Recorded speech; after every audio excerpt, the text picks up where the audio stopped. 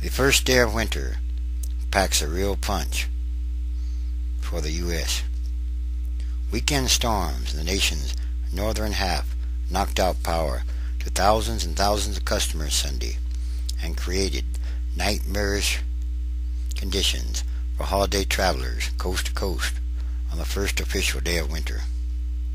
Strong gusty winds in the Midwest, where wind chills dropped to minus 30 degrees or lower, produced whiteout conditions that contributed to at least 3 vehicle pileups in Wisconsin and Michigan. And blizzard warnings were issued for parts of Maine, where up to 24 inches of snow was expected.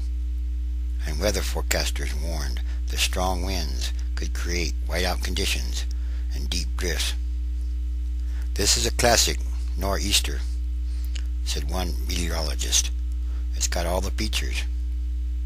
And parts of Iowa and Illinois were under blizzard warnings. Power was knocked out to more than 35,000 customers Sunday in Illinois alone, shortly after being restored to most who had lost it after a storm last week, utilities said. There was so much icing down there on the trees and power lines. Then the wind is coming through and knocking things down again. More than 70,000 homes and businesses in Indiana remained in the dark after an ice storm that struck Thursday. Wind gusts topping 30 miles per hour hindered repair work. Wind gusts up to 35 miles per hour blew snow and contributed to crashes involving at least 30 vehicles Sunday in southwestern Michigan on Interstate 94. At least 4 semi-trailer trucks and approximately a dozen cars crashed on a mile-long stretch of I-94 in neighboring Van Buren County, said one state police sergeant. And at least 8 people were admitted to area hospitals, he said. Another 20 vehicles or more were involved in a pileup Sunday on Interstate 43 in Wisconsin that briefly shut down the southbound lanes. Even hardy Minnesotans buckled to the cold, calling off a Minneapolis holiday parade Sunday that is automatically canceled if the wind chill dips below minus 20 degrees. And temperatures in northern Maine early Sunday included minus 40 degrees on the Big Black River and minus 35 in Allagash. The governor announced a noon start for state government offices on Monday. The storm battering Maine also produced sleet and freezing rain in New York and New Jersey, delaying flight arrivals. Chicago's O'Hare International Airport canceled approximately 150 flights Sunday. At Seattle's Greyhound bus terminal, dozens and dozens were stranded overnight. No Greyhound buses were running there Sunday.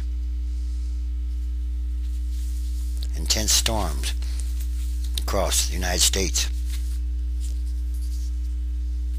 are creating havoc and chaos for the holidays.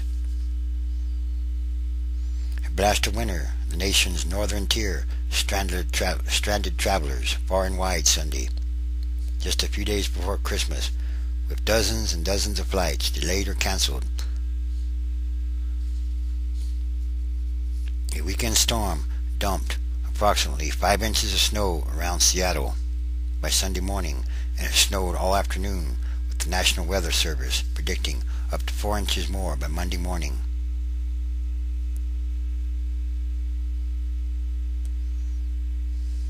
Two of the 3 runways at Seattle-Tacoma International Airport were operating, but airlines canceled scores of flights Saturday and Sunday, leaving hundreds of people wondering when they'd get up on a plane.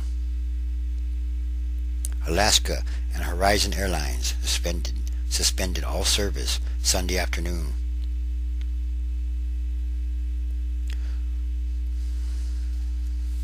Yes, these are all more signs of the times. And the climate is changing.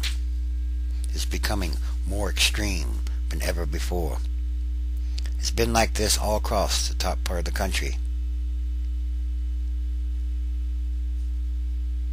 Amtrak also canceled train service Sunday between Eugene, Oregon and Vancouver, and between Seattle and Spokane. Service from Seattle to Los Angeles was still running, but with extreme delays. Yes, things are becoming quite extreme. And these are all more signs of what's going on. In other words, global warming, once again, global warming could trip like a tripwire and cause a new ice age. Because the earth is a living being in some kind of way. It's like triggering the immune system or antibodies. In other words, the earth could try to start cooling down everything. Yes, it's trying to cool down the earth. And these are all more signs, the end times, transition days. So, what are they going to do if it does trigger a new ice age? The whole northern part of the United States, it'll have to be abandoned or something on that order. Anyway, like I say, these are more signs. And there are many, many signs that things are changing rapidly. Yes, climate change is real. And nobody really understands global warming or climate change. It's an inexact science.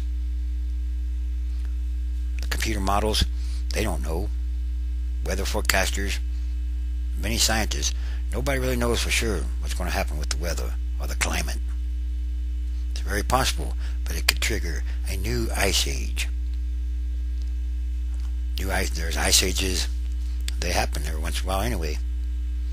And like I say, this could be a response to global warming. This could be Earth's response. It's trying to cool itself back down again. Extreme weather fluctuations.